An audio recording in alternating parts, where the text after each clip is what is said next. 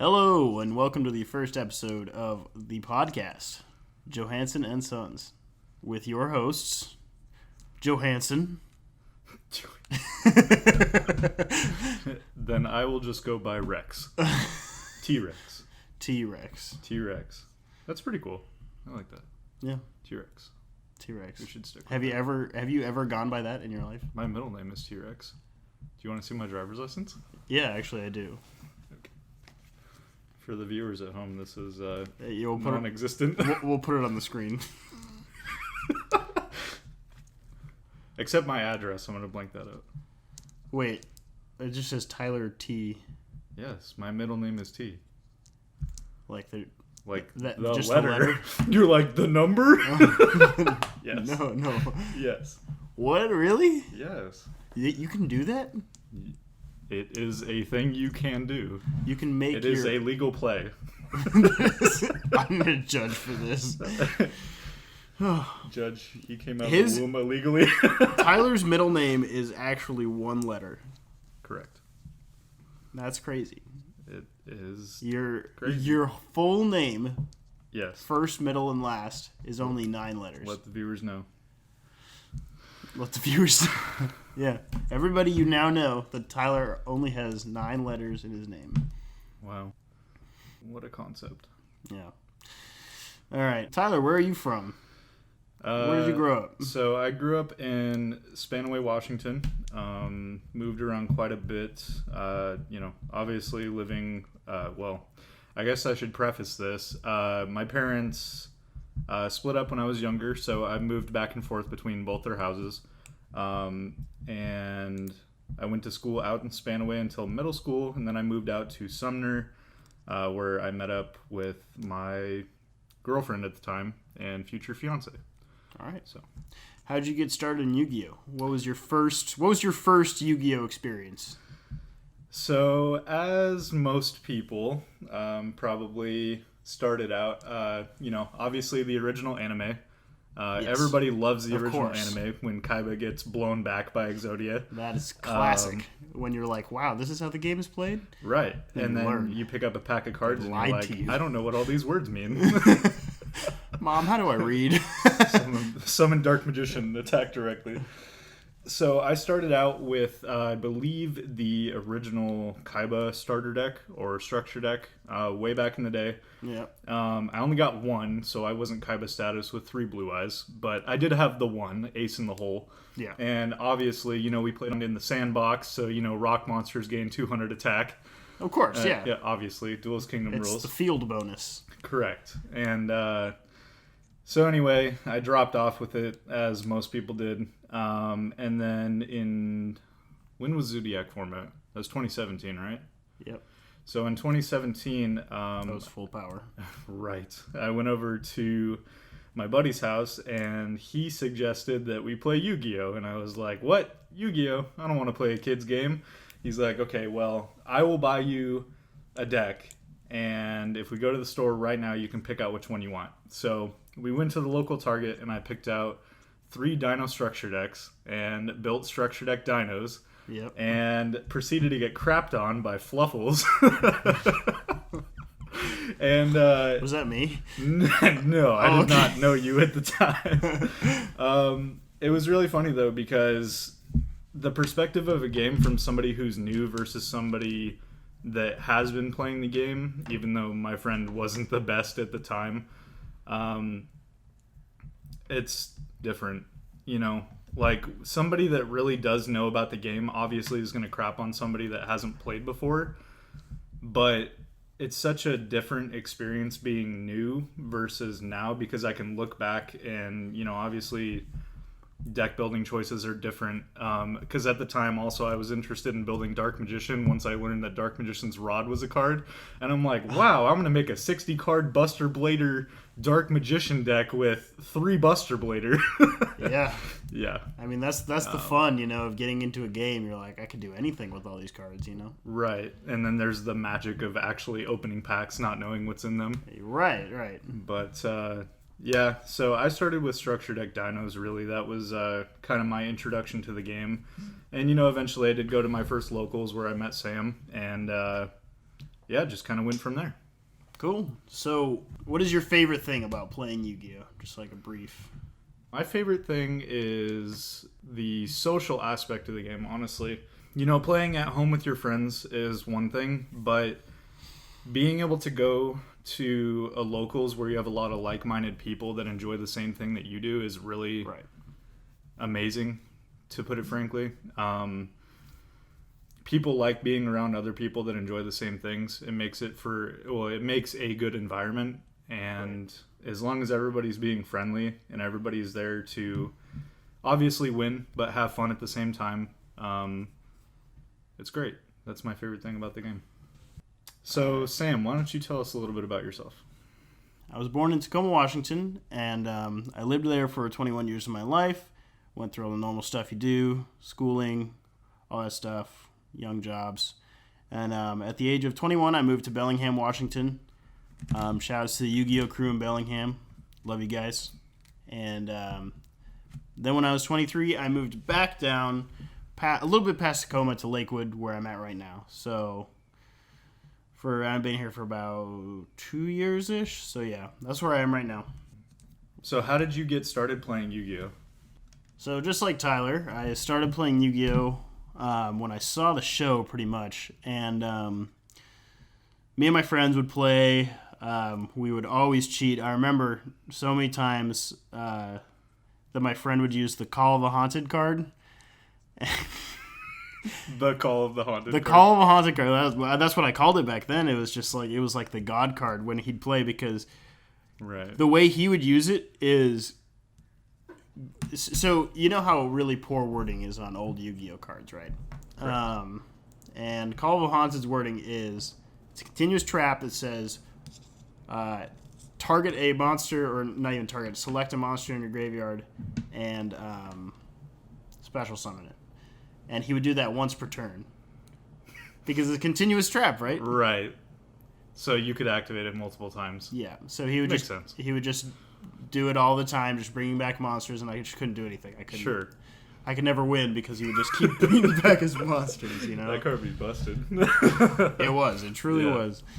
And, so I stopped playing around 4th grade, probably. I never really played, honestly. It was just, schoolyard stuff. Right. But in 6th grade, my friends... No, sorry, not even my friends. I just went to a Starbucks after school when I was getting on the bus, just trying to get some coffee. And I see some kids in the corner just playing Yu-Gi-Oh! And I'm like, oh, sweet, I love Yu-Gi-Oh! And then I was one of those guys who comes up to Yu-Gi-Oh! Players and he's like, oh, man, I used to have, like, blue eyed white name, blah, blah, blah, blah. Yeah. And they were like, oh, cool, man, yeah. You're that guy. Yeah, exactly. I was that guy. You're the card shop kid. Yeah, the card shop kid who's like, wow, Yu-Gi-Oh! Awesome, man. Right. And my deck would destroy yours. Yeah. My Blue Eyes deck. Honestly, I think I did say that too. I said something along the lines of like, oh, man, I'm so good. I'm going to come next week and play too. And I did. I came the next week. They were there again. They said they met up every Wednesday, so... I was just like, I'm a part of your group now. Yeah, and so I came in next Wednesday, and I got curb stomped by every single one of them. Nice. Yeah, it was pretty eye opening. I was like, holy shit. This is Yu-Gi-Oh. Yeah, this is real Yu-Gi-Oh. They weren't even playing real decks. It was just like they just better than a vanilla. Yeah. I think my best card was definitely Blue Eyes White Dragon. Yeah. But I wasn't summoning him by any skillful means. I was just your deck didn't have trying any to just cards. set 2 mystical elf and just summon it. I summoned it against one of the guys and he just trap holded, and I was like, oh man, that's a good card.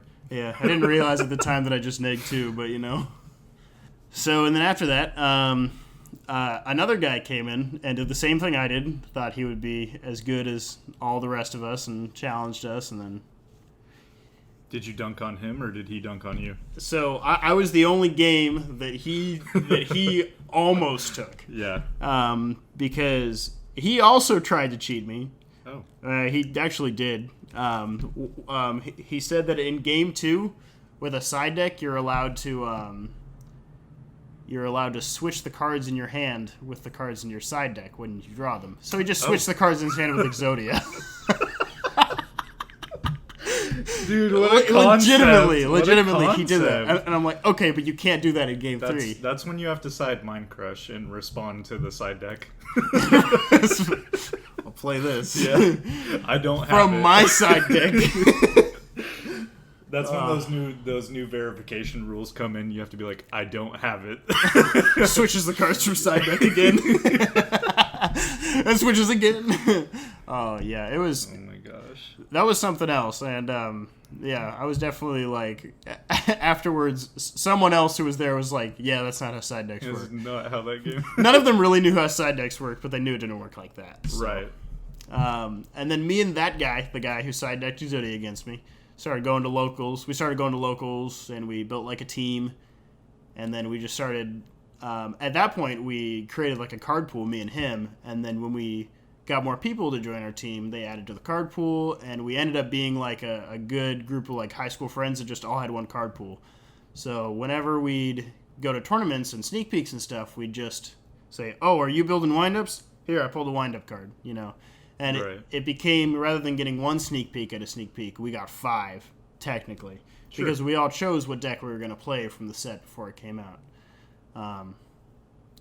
So yeah, and then that leads me up to when I got my first regional top, which was with Dark World, and that was a top.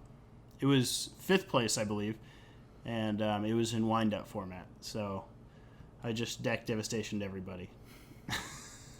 They couldn't do anything. Was that your first introduction to competitive play? That was right after I had met my friend Don Lee, and he had basically showed me how to get good by beating me over and over and telling me what the heck I was doing wrong. Shout out to Don Lee. Shout out to Don Lee, seriously. And Roadside Hobbies. He launched me through many steps of my career in like 5 months of just testing with just him. So, yeah. That's awesome. Yeah, it was really good. It's always great having somebody that obviously knows more about the game than you, but that can show you interactions and deck building concept and theory. And it really does help having somebody show you how to play the game, right? Based on what you already know and what you can improve. Tell us a little bit about where you're at right now. I know you are a part of Team Genesis. Yes. So why don't you tell us a little bit about that? So right now I'm a part of Team Genesis, and I have, at the time, I have 1 YCS top and 5 regional top 8s. I've been playing Sky Striker for quite a bit, pretty much since Dark Saviors came out, honestly, so I guess quite a bit just means like the entirety of its existence. Right. I've just been main decking Sky Striker, so it's probably one of my favorite decks ever made. At this point, I just really enjoy how versatile the deck is. It pretty much has an answer to everything. You activate Engage, and I know that's a meme. You activate Engage, you win the game, but it really is true sometimes, you know? Like, sometimes you just activate Engage, you look through your deck, and you realize that no matter what their board is, you have some kind of answer. You know, there's at least one of your 5 different spells that will help you in this situation, whether it's getting dudes on board with Hornet Drones, negating an effect with Widow Anchor, destroying cards with Jamming Waves and Afterburners. It's always so versatile, and it's a lot of fun to play. Real quickly, how do you feel about the deck going forward, since you've seen it change in the competitive scene, going from full power to where it is now? How do you feel about the deck, at least from here until January when we get the next list? I've actually been thinking about that a lot lately. I stumbled across a picture in my phone the other day where I had a Sky Striker list where I was playing 3 multi-roll, 3 Widow Anchor, 3 Hornet Drones, and I just thought to myself, how did I ever lose? You know, like Zodiac because 2.0. the deck still feels so good, you know, like right now. It's right. Like, how did that deck ever get overpowered when it was at full power like that? Yeah, it feels so weird to me thinking about it right now. But the way I look at it, the deck will just always, unless it gets one of its core enablers banned, like they would really just have to like Limit Ray or something like something really crazy like Limit Ray or Ban Ray or Ban Engage, something that makes it so it's so incredibly hard for the deck to play that that the cards that your monsters like Shizuku and Kagari lose their value, because those are really the driving force of the deck, is those monster effects that just continually gain you advantage, and then the multi-roll that brings back the cards that you've already used, So they need to... I just think the deck will always adapt, at least at a tier 2 level, even if you keep limiting their cards, Because the deck can always fall back to relying on, as we've seen, it's been relying on There Can Be Only One currently. And then it's relied on Mystic Mine in the past to floodgate out cards. So, yeah, it can rely on a lot of other really good cards just because it's a really concise. Flexible archetype. Yeah, flexible. Just given the way that Sky Striker is built, a lot of their cards aren't once per turn, which makes the deck insane. Obviously I don't have to tell you, you have much more experience with it than I do. Right. But just given what we've seen, like you were saying, innovation with Mystic Mine, obviously it pairs greatly with the deck. It's insane.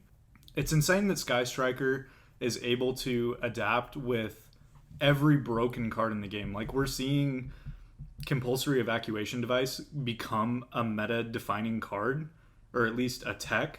We're seeing it become like a meta tech right now, and even recently with Carditomize. Like, Sky Striker, even if you don't think that Sky Striker should be run with Carditomize, Sky Striker itself, like you just said, even if you keep limiting the cards, it's always going to be a viable deck, just because of the way that Sky Striker was designed. With Sky Striker, I think the best thing is right now in the format for it is that it has these great matchups going for it with the with Salamangreat being so good and Orcus being so good. So Shark Cannon is still a very real card, and it's at 3. And the deck is able to play a lot of hand traps, and both Orcus and Salamangreat struggle against Shark Cannon and hand traps. So it's... And both of them struggle against There Can Be Only One as well, which, as I was talking about, is a very real card in the deck right now. So it's very cool to see the deck like adapt just constantly with these different techs, and like you were saying, Compulsory Evacuation Device coming in and just like being this weird, like nobody saw it coming, right? It's just this trap card. Yeah, it's crazy. Speaking of the different decks of the format, I hear you've been playing Magical Musketeer. Yeah, so this format I wanted to play Marincess really badly. I like Marincess as a deck just because of the concept and how it works, but very quickly I learned that the deck crumbles to literally everything. Yeah. Its combos die to basic negation. Its board gets wrecked apart by just one card destroying the field spell. We're not going to play cards like Field Barrier because it's just inconsistent and it's a mess. Yeah. So anyway, I did drop Marincess and I did pick up Muskets. All right. I've had Muskets since they came out in Spirit Warriors. I believe that's the name of the set. Yeah. And I played them in the beginning when people were playing Ties of the Brethren in the deck. And the issue with the deck back then was that it had no viability going second because the deck just crumbled to literally everything.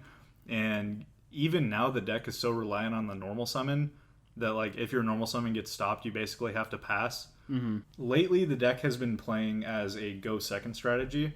And as you can see with the couple of tops that it's got, one at PPG where it got top 4 and one at Milan, right? Yeah.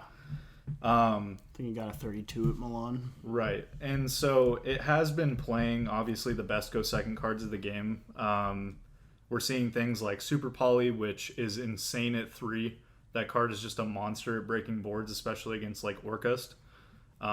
We're seeing cards like Mind Control, which also is insane against almost everything in the format right now. Mm-hmm. The fact that you can take a Link monster and link it off is just honestly crazy. It's just nuts. Like, it's insane. Even if Yeah. you can't tribute it or attack with the monster you took, it really doesn't matter. And I think the most insane thing about it, especially in the meta we're in right now, is taking a Galatea and then just literally overlaying it with a Dingirsu. Yeah. Like, Oh, yeah. cards like Crackdown and Mind Control are just insane right now. We're also seeing Pankratops being mained, which debatably is a good card. I mean, 90%. Do you think it's good in Magical Musketeers? I think if you're playing a go second deck, I think Pankratops is fine in the main. I don't think Pankratops is a 3-of if you're going to main it, honestly. I know that you want to see Pankratops as much as possible if you're going to play a go second deck. Right. But honestly, I've been considering cutting it for cards that are viable going first and second. Actually, as we're recording this, for those of you that watch DZeef on YouTube, shout out to DZeef. Shout out to Doug. He just uploaded a video talking about a Patreon that some of the top Yu-Gi-Oh players have right now, which is called like Duel Academy or something along those lines, where you can pay to talk with pro players and they will help coach you on decks and watch your replays. They have top players such as like Jesse Cotton, Thomas Rose, I believe, duelists that actually have credentials. So with the Patreon with the service that they're including with their Patreon, when I was listening to Doug's video earlier, he was talking about the person that was coaching him, and one of the ideas that he brought up is if you're playing a go second deck or just really any deck, you want to maximize the potential of cards that are viable going first and second. So leading back to what I was saying, Pankratops is obviously not a good card going first, but Yes. maining it in a go second deck really isn't that crazy of an idea, because right now obviously most decks want to go first. Yeah. And so that minimizes the chance that you lose the game based on the die roll, because, as a common complaint that a lot of casual Yu-Gi-Oh players have is that the game is heavily based on the die roll. Mm-hmm. But if you can decrease the chance of your quote-unquote losses on a die roll, then it's just better that way. And so Okay. Yeah. I may be cutting Pankratops. Like I said, I don't want to play 3, so I would like to increase my viability of being able to go first.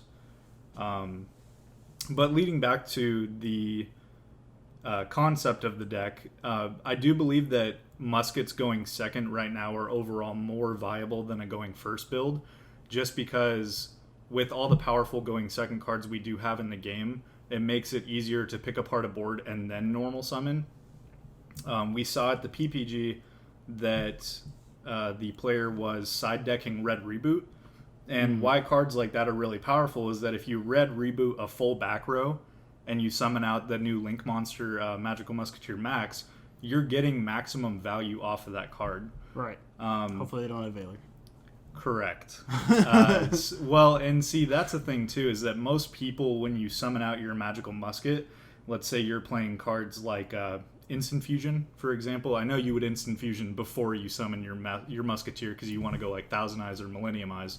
Right. But let's say let's say you're going up against Orcust. You normal summon your monster, right? And their back row, their crescendo doesn't hit a normal summon. So you normal summon out your cast bar and you activate Mind Control. Well, most people are going to either respond to that with the crescendo, or they're going to respond to the trigger of cast bar.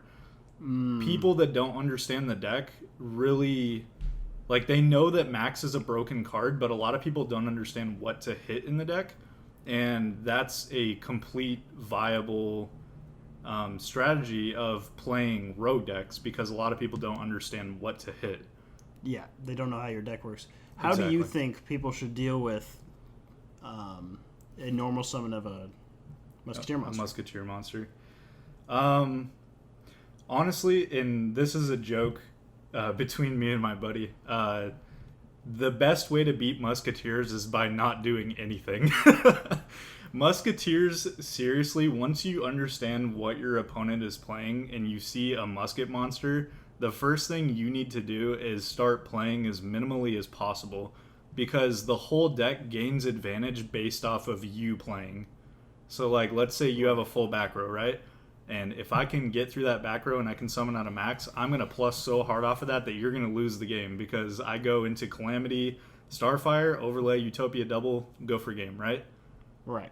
So, the deck can feature a lot of tech cards, like I was saying, the best go second cards in the game right now currently. With double, that makes sense. Right, because you can summon out 2 level 4s if they have a back row, and then you red reboot so that they can't use any of the traps anymore. So the deck right now, honestly, I think it's a very good rogue pick. It's obviously not meta. It will never be meta just because of the way that the deck is structured. Right. You're completely prone to bricks. Your muskets are your guns, your spell and traps are the ammo. If you don't draw a good combination of both, you can't do anything. Right. But like I was saying earlier, if once your opponent realizes what you're playing, that really can hinder your strategy, especially if they know what to hit. Your game is basically over. And even decks that can play through a ton of negation. I was just playing at a local card shop just the other day, playing against Orcust, and he decided to get the field spell out with Galatea. That type of matchup, it doesn't matter how much stuff you hit. Orcust is just going to recur everything because the graveyard is so centric in that deck. And most people aren't playing multiple copies of Dancing Needle, which is the one that gets rid of cards in the grave. Right. The deck really does lose hard to decks that can grind out more than they do. Because once you're out of your quote-unquote ammo, your spells and your traps, you're basically done. Because Sky Striker and Orcust can recur a lot better than Muskets can. Yeah. So how do you feel about the Orcust matchup in general? Is it good? Is it bad? If you're playing Orcust, do you think you should go for Crescendo or Babel against Muskets? I would say the field spell, honestly. I feel like the field spell lets them grind out harder. Maybe, obviously not in other matchups. A lot of decks are, preferring to go for the Crescendo. Right. But if you're playing against Rogue, Orcust can grind out against a lot of Rogue decks better than a lot of other decks can, Sky Striker and the like. Right. So yeah, I would definitely go for the field spell. I feel like Muskets, even as broken as Max is for Muskets, it doesn't really make a difference if you can outgrind them. Yeah. Dingirsu is a better interaction than Crescendo. Correct. I guess. Especially because it doesn't target. Right, exactly, yeah. You can do a ton with that. Yeah. What do you... so speaking of Orcust, by the way, what do you think about all the new price hypes, pretty much, because of that deck? Like, you've seen the Masqueranas are almost $40 now, and, all that stuff is just on the rise. What do you think about that? So, as far as price hikes in the meta, we could tie that back to... product ratios, product price, product availability. Yep. A lot of if we want to get into this, short prints really are the issue here.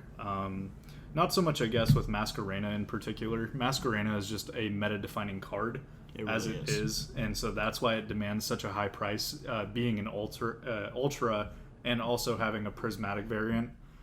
And Masquerena is such a powerful card that it's one of those things that it's like really hard to power creep when you see a card like Masquerena. Like, obviously it's going to be a viable card for a very long time.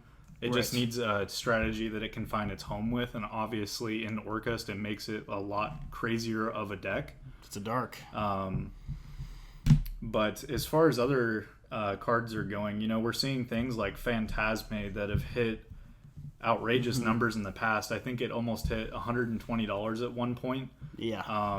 And even now it's demanding over $100 price point or close to, I think it's kind of ridiculous that Konami as a company is not even allowing their official tournament stores to get products like Savage Strike in right now. Even that we're coming up on the March set, Dual Overload, I believe it's called. People are expecting to see reprints like Phantasme and Extravagance in that set, but I think it's kind of ridiculous that Savage Strike has been out for so long that we're not even seeing availability of that product. You have to go to secondhand places like Walmart instead of being able to support your local game store, which is what we should be doing. Right. I totally agree with you. Do you think there's a problem with like the print runs? Because Walmart probably just has backstock of all of that stuff. Honestly, I can't speak on print runs with Konami itself because I'm not on the inside. I wish we had somebody that knew more about that, but that being said, I don't think that getting product into your official tournament stores, which is what is keeping the game alive and getting new players invested into it, should be a problem. You know, you should be able to... I don't think that as a Yu-Gi-Oh player, especially in something like a trading card game, you should ever have an issue with supplying your dealers with product. You know what I mean? Because they are distributing the product to the people that are playing the game and people that are new that want to get into the game. You know, I shouldn't... Realistically, in a perfect world, nobody should be buying singles, especially at an outrageous price. We should all be supporting our local game store, you know, which would make the game a lot better. Agreed. But in the way that it is, especially with short prints and product availability, buying singles is just the way to go. And nobody can argue with that unless you're a vendor, you know, that can make a lot of money off of flipping cases once we know the ratios and strategically buying sealed product. Yeah, a lot of people have been losing money. Right, especially now. Basis. Especially now, because the last couple sets have been completely lackluster. Rising Rampage and what is the newest one? Rising Rampage and Chaos Impact. Right, Rising Rampage and Chaos Impact. It's just these sets have been so lackluster, bringing out cards that are, you know, we get like one card that's meta-defining in there. Right. The rest of it is then we get hype and bulk, you know? Like I was saying earlier with Marine Cess, I really wanted to build it. I bought the cards when they first came out. I got Blue Tangs at 25, thankfully, because they were 50 on release. You know, and now it's what, under an $8 card? I believe so. Are they that cheap now? I'm pretty sure they're under $8. You know, it's like Konami has been doing so great with products this year, especially with the Megatins and reprints in general.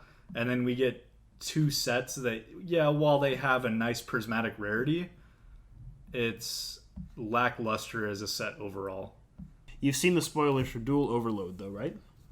As far as the Link Vrains Pack 3 support? Yeah. Yes, I have seen that. That set is going to be insane. Right, and that kind of doubles back to what we were talking about, is that even though we are receiving a reprint set in March that is most likely going to be insane, we also don't know the pull ratios. We don't. You know, it comes back to product availability. You know, people can't get their hands on Savage Strike right now, which is driving up the meta cards like Phantasme and even these expensive rogue options, which is extravagance. Mm-hmm. You know, if we get a reprint like that, we still don't know the pull ratios. Look at Dual Power, for example, Impermanence right now. You know, people were selling. Everybody and their mom bought a case of Dual Power. You know, I flipped a case of Dual Power, pulled 6 Impermanence. You're right. And I sold Impermanences all day long for $40. But now look at them; they're like $50. Yep. You know, they've just gone right back up because turns out the demand for Impermanence has not gone down. Right. Even if the supply has gone up a little bit. Imagine how much Impermanence would be if it did not get an Ultra Rare reprint in Dual Power. Right. Yeah. You know? And we can look at things too, like the Salamangreat structure deck with Common Ash.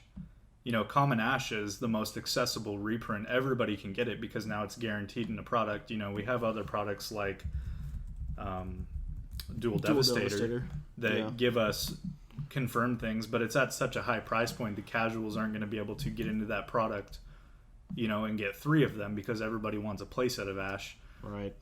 You know, looking at the common reprint of Ash in the structure deck, even that's holding a high price point. That's basically the demand of the whole structure deck right there. It pretty much is, seeing as pretty much all the Ashes that are anywhere in Hollow besides Secret are $6. Common Ashes are $5. You might as well just get yourself a set of Hollows. Let's be honest. Yeah. Yeah, it's crazy. With Legendary Collection Kaiba, we saw the reprint of Ash, which brought it down a little bit. I think they were still holding $20+ at the time of the reprint, and now they went back up to 35 and 40. And right. Same story with Impermanence. Exactly. Yeah. And it just all comes down to product availability. Konami has the resources to make these products available. They're just not doing it. And that's not to knock on Konami. Konami's been doing great this year. Tournament attendance is absolutely amazing. Yeah. A lot of the products, especially the Megatons, have been crazy this year in a good way. Yeah. It's just these last couple sets, it's like you want to round out the year like this after such a great year, and people are finally starting to respect you as a company, especially after we had the last couple years that was just filled with FTKs and lackluster products. I mean, it's hard to blame Konami for the existence of FTKs, Like, as much as R&D can do, they can't be expected to test a card pool of 10,000 cards, every single set that they make, every single new card that we get, And while their ban list may not be what everyone wishes for, they don't truly understand the meta like a competitive player would. They don't play at tournaments. They only play in their office against each other with what they think the matchup goes. So, right. And, like I said, I wasn't trying to knock Konami for anything. It's just that Konami's been doing so great lately that it's just kind of hard to see them let people down again. You know what I mean? Yeah, I get that, yeah. And for a closing topic, we could just talk about the new set released, the new Build a Deck set, Mystic Fighters. In this set, you can choose one of 3 archetypes and basically build your deck from only the cards included in your box. It's pretty cool. I actually really like that they've been doing this. Sky Striker was one of those, so, love Sky Striker. They've seemed to keep the theme that at least one archetype in each of these boxes is like a waifu archetype. Have you noticed that? I have noticed that. And waifu cards demand a price on the secondary market. It's always that, whether it's good or not. Yeah. It's always that one that has the highest point. Right. First it was Sky Striker, then it was Witchcrafter, which it's with its search spell. Right. And then it was now Dragon Maid, which has 2 different secret rares hitting over $30. And man, oh man, I'll tell you, that deck does a lot of... whole lot of nothing. Not a lot of nothing. Yeah, that's a good way to put it. A whole lot of nothing. All right. So I guess we could just talk about the 3 archetypes real fast, what we think about them. I have a few things I want to say about Dragon Maid. I actually kind of like this deck, not going to lie. But it's not amazing. Sure. I can kind of sort of cover... MathMex a little bit. I did play against it at the last locals that I was at, and I talked to the guy about the deck a little bit. And as far as generators go, I know a little bit about that, so we can try to cover a little bit on each. Yeah. So what I've heard about MathMex is kind of an OTK deck. Is that what you experienced? So yeah, MathMex is a OTK all or nothing deck, kind of like Crusadia was when they first came out. Right. Before they turned into just a Link engine. Correct. So with MathMex, they're obviously a Cyberse OTK deck. The deck bases itself around its monsters that can normal summon themselves to special other monsters from the hand or deck, and monsters that can special summon them from the hand. They have multiple monsters in the deck that enable their extra deck monsters. They are kind of sort of a synchro-based OTK more so than a Xyz. I haven't noticed archetype. That. They have really strong Xyz monsters, but it doesn't seem like they'd ever want to use them. They don't do much for the archetype as it stands right now. Their Sync 12 is actually pretty insane if it gets on the board. It's unaffected by everything except MathMech cards, which is the creme de la creme of Yu-Gi-Oh cards. Yeah. And love me some towers. Right. And any battle damage that it does is doubled. And so when you go into that with multiplication, I believe it is, MathMech multiplication, it doubles its damage. Doubles its attack. Oh. It doubles its doubles damage? Its attack, or battle damage, I believe. Basically the same thing. Yeah. Okay. So once they get their OTK monster established on board, the game's basically over for you. Wow. However, what I did discover is that if you interrupt any of their monsters on the board, they lose. Oh. Because they can't make their extra deck monsters with one monster, you know. Right. So and they don't have many extenders. Is that what you mean? They have extenders, but the problem is that they have to hard draw most of them. But the deck is so reliant on its field resources in its main deck monsters that are in archetype that interrupting even one of them shuts down their whole strategy. I see. Okay. Right. So if you just stop the one that like doubles the attack or doubles the battle damage or whatever, you would stop yourself from getting OTK'd. And if you don't get OTK'd, then you can just grind them out. Exactly. Because they're not that strong of an engine. They just kill you real fast. Right. And they are playing cards like Balancer Lord, which can give them an extra normal summon. But if you do stop their normal summon of a Math Mech monster, it really does shut down their archetype because, well, I'll give you an example. They summoned Balancer Lord, paid cost to get the extra normal summon, right? Yep. At that point, they can't make any of their extra deck monsters, which is where the deck really excels. So if they're not able to go into their extra deck, they basically have to pass. Mm-hmm. It's the same thing with how Crusadia was in the beginning of its release. Right. If you stop the Rescue Cat. Yeah. They were done. Right, exactly. Valor or on the cat. You Valor on the Magius. You know, because the whole deck did revolve around Draco at the time. Or it did in its inception and going forward. Unless you opened like 5 Crusadia monsters. Right. And, you know, that's good for every deck, though. You know, a perfect opening hand is good for every deck, especially an OTK deck. So, why don't you cover Dragon Maids? What do you know about them? So, Dragon Maids, well, there are a bunch of dragons, and you got low-level ones, and you got high-level ones. So, the low-level ones can return themselves to the hand at the start of the battle phase to summon the higher-level ones from your hand. Then the higher-level ones can return themselves to the hand at the end of the battle phase to summon the lower-level ones back to the field. So, there's a few different ones, right? And then the ones that are expensive are the ones that I think it's the search deck and the special summon. Right. Seems pretty good, right? And that's generally the best cards in an archetype, the cards that they get you to your other cards or get cards on the field. They're also a fusion archetype. Their main boss monster is is House Dragon Maid, and it says basically whenever a dragon monster is returned to the hand, you just destroy a monster your opponent controls.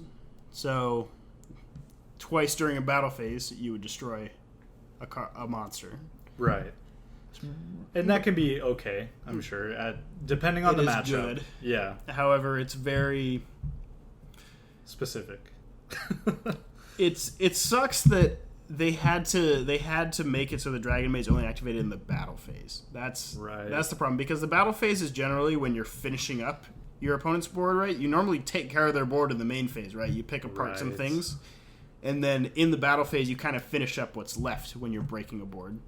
Yeah. So if during the main phase you just take care of the House Dragon Maid, the fusion, right, and then you go to battle phase, their bouncing is kind of gone. It's there, but it doesn't do anything. Right. It doesn't really accomplish anything.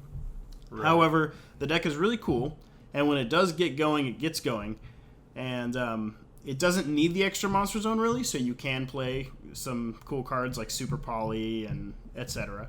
It spams the board pretty easily, gets a lot of dragon monsters on the field, so you can technically play like guard dragon stuff in there because dragon's pretty good. Yeah, I'd say it's a really cool control deck, and definitely don't shoot it down. But it's not something you have to be overly cautious of. It's an average strategy, I'd say.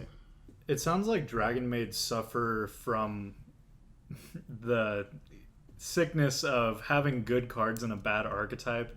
You know, like they're expensive cards. And also that reminds me of the deck that came out of the latest Battle of Legends, Battle Wasps. You know, Battle Wasps, they're not a good archetype, but they do have some crazy cards that are locked into their archetype. Yes. You know, and it seems like that is something that Konami's been focusing on lately, is making decent archetypes with really busted cards, especially in these deck builder sets. Right.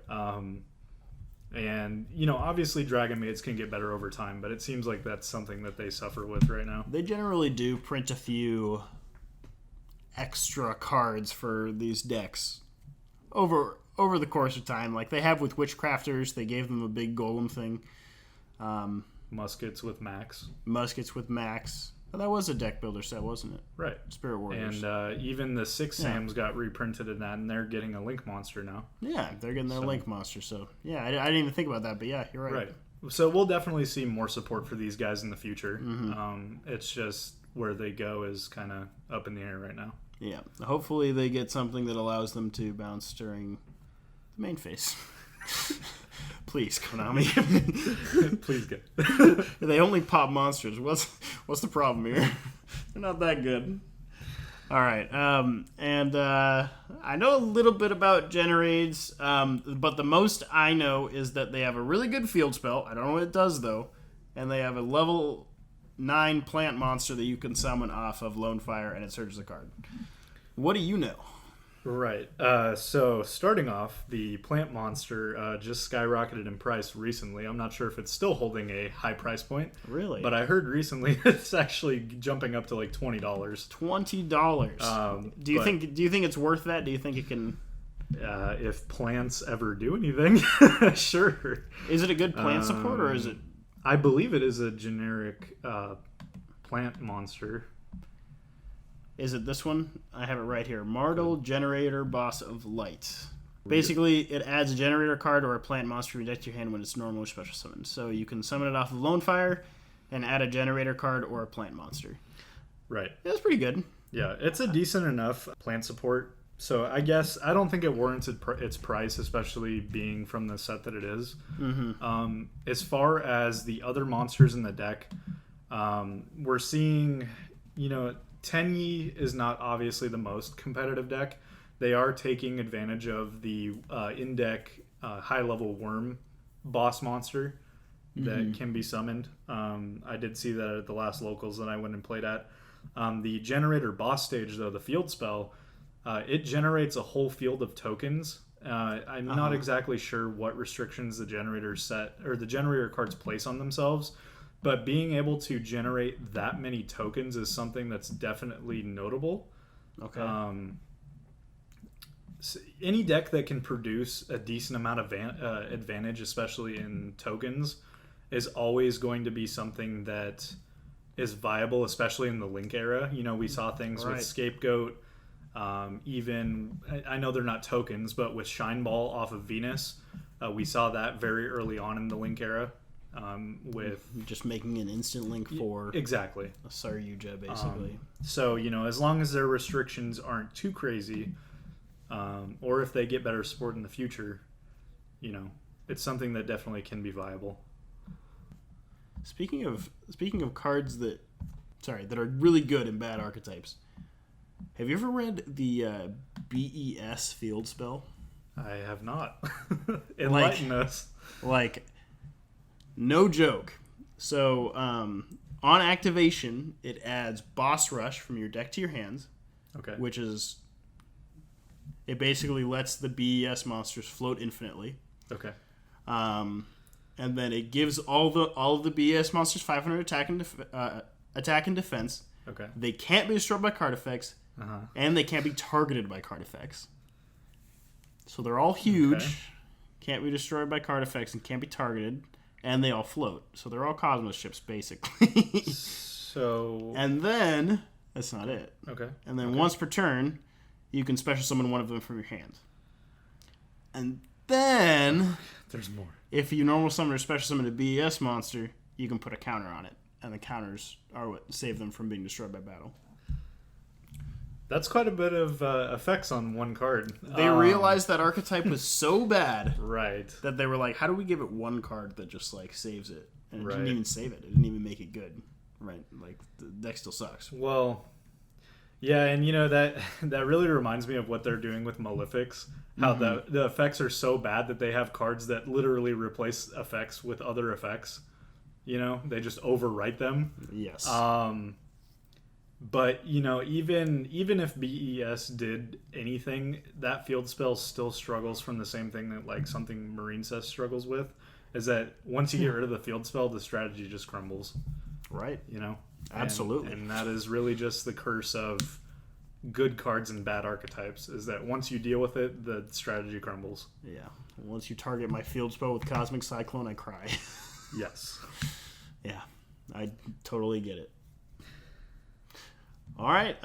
Thanks for tuning in to this episode of Johanson and Sons.